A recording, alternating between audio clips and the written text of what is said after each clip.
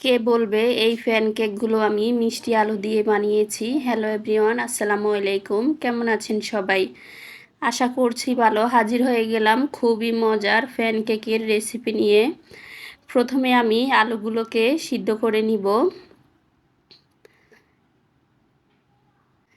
এই তো আমি আলুগুলো সিদ্ধ করে নিয়েছি। এখন পরিমাণ মতো আমি নিয়ে নিব একটা ব্লেন্ডার জারে।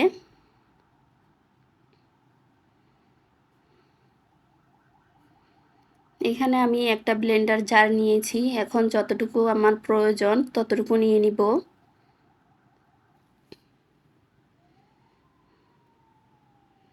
এখানে আমি অর্ধেকটা নিয়ে নিচ্ছি।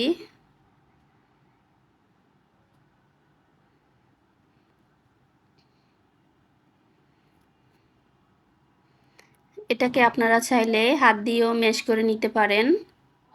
এখন দিয়ে দিচ্ছি চিনি। এখানে আমি হাফ কাপ চিনি দিয়ে দিচ্ছি। আলুটা যেহেতু মিষ্টি সেজন্য আমি চিনির পরিমাণটা কম দিয়েছি। এখন দিয়ে দিচ্ছি 2টা ডিমের কুসুম।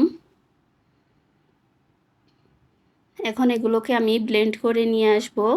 এই তো ব্লেন্ড করে নিয়েছি।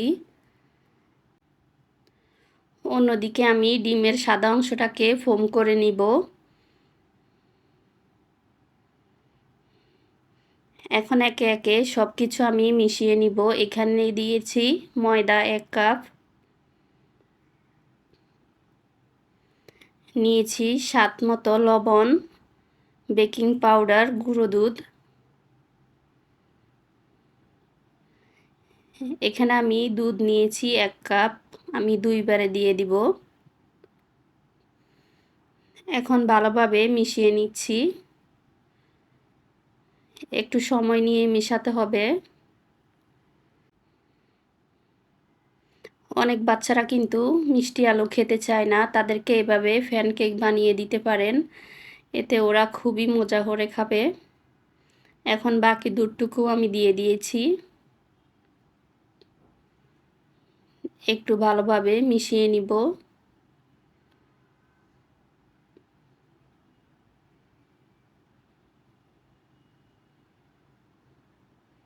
দিয়ে দিচ্ছি তেল।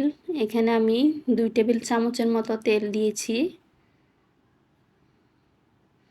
এখন আবারও ভালোভাবে মিশিয়ে নিচ্ছি।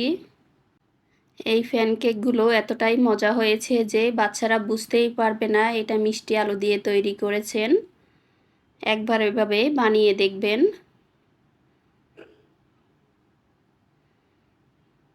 এই তো ভালোভাবে মিশিয়ে নিয়েছি। এখন এখানে ডিমের সাদা অংশটা যে ফোম করে রেখেছি সেটা দিয়ে দিচ্ছি। একটু আলতো করে মেশাতে হবে যেন ফোমটা নষ্ট না হয়ে যায়। এতে প্যানকেকগুলো খুবই ফ্লাফি হবে। একটু সময় নিয়ে আমি মিশিয়ে নিচ্ছি।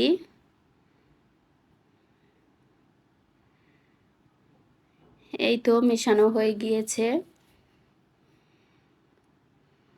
কেমন হবে দেখেই বুঝতে পারছেন।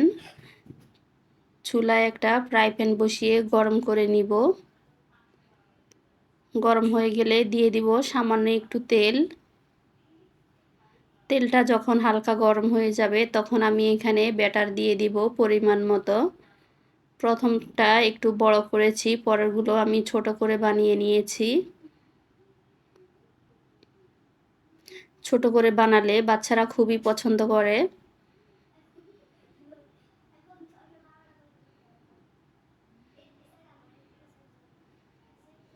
এভাবে আমি সবগুলো প্যানকেক বানিয়ে নিব। আরও একটা বানিয়ে দেখাচ্ছি।